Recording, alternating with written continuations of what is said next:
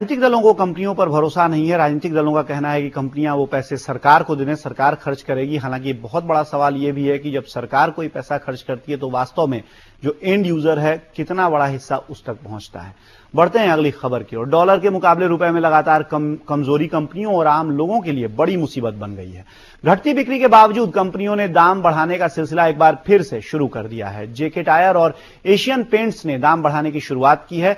Asian paints ने पहले भी अलग अलग प्रोडक्ट्स की कीमत में करीब 1.25% तक की बढ़ोतरी की थी। माना जा रहा है कि अगले कुछ दिनों में एफएमसीजी सेक्टर की अधिकतर कंपनियां मार्जिन पर असर पड़ने के चलते कीमतों में इजाफा करेंगी। मंदी का असर आम उपभोक्ताओं की खरीद पर साफ दिखने लगा है। दिसंबर तिमाही में जहां पर्सनल केयर वाले प्रोडक्ट की बिक्री का ग्रोथ 12% था, वहीं जून आते आते पर्सनल केयर के प्रोडक्ट की बिक्री की ग्रोथ महज 2% रह गई।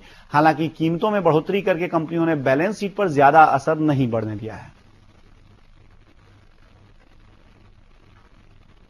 क्या मंदी और महंगाई इस बार एफएमसीजी कंपनियों की कमर तोड़ देगी? आगे कैसा रहेगा इस सेक्टर का ग्रोथ? इस पर बातचीत करने के लिए हमारे साथ मौजूद हैं एराइज इंडिया लिमिटेड के एमडी अविनाश जैन। अविनाश जी, बहुत बहुत स्वागत है आपका समय बिजनेस पर।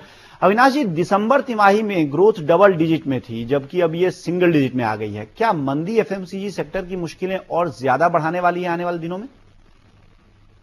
देखिए, ये इकोनॉमी का स्लो डाउन है, पर ये कुछ जो आज कंज्यूमर ड्यूरेबल प्रोडक्ट्स हैं कंपैरेटिवली सबकी आजकल पहुंच में है, खरीद में है। ये ऑफ कोर्स थोड़ा सा डिले हो सकता है कि कस्टमर आज की जगह कल ले, पर ये जो एक डिमांड है ये क्रिएट ही रहेगी। और मुझे नहीं लगता कि आने वाले टाइम में इकोनॉमी के किसी स्लो डाउन की वजह से बहुत ज़्यादा इस सेक्टर के ऊपर इम्पैक्ट पड़ेगा। अब फेस्टिवल सीजन्स आ रहे हैं, मैरिज सीजन्स हैं, और फिर उसके बाद आईपीएल है, तो बैक टू बैक काफ़ी अगर हम देखें तो मौके हैं जिसके अंदर ऑटोमेटिक सेल ग्रो होगी। जी, डॉलर के मुकाबले रुपए में बड़ी गिरावट देखी जा रही है। पिछली तिमाही में कई कंपनियों ने कीमतों में बढ़ोतरी की थी। क्या एक बार फिर घरेलू इस्तेमाल की वस्तुएं महंगी हो जाएंगी, ऐसा लग रहा है आपको? मुझे नहीं लगता कि एलईडी टीवी को लेके कोई फ्यूचर में प्राइस बढ़ने वाला है।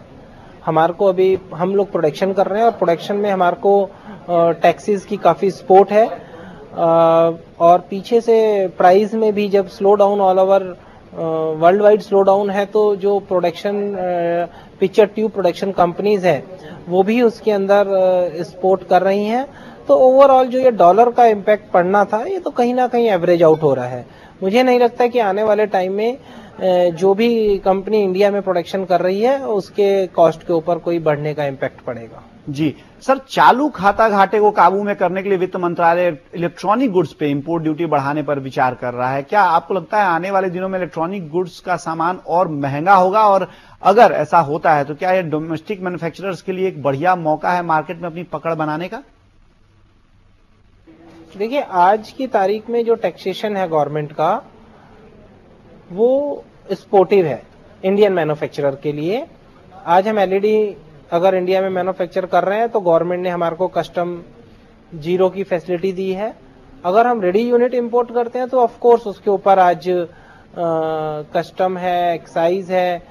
तो आज हम अगर गवर्नमेंट के टैक्सेशन का प्रेजेंट में अगर हम देखें और जिस तरह से हम इंपोर्ट में जो एक्सपोर्टर हैं वो जो एक्सपोर्ट कर रहे हैं, इन दोनों चीज को प्रेजेंट में मुझे देखते हुए लगता है कि आने वाले टाइम में प्राइस वाइज नहीं लगता कि महंगा होने वाला है। जी जी, अविनाश जी, बहुत बहुत शुक्रिया आपका हमारे साथ जुड़ने के लिए और ये सारी जानकारियां हमारे दर्शकों के साथ साझा करने के लिए। वक्त हो गया एक छोटे से ब्रेक का। ब्रेक से लौटने के बाद कुछ दूसरी खबरों पर हमारी चर्चा जारी रहेगी।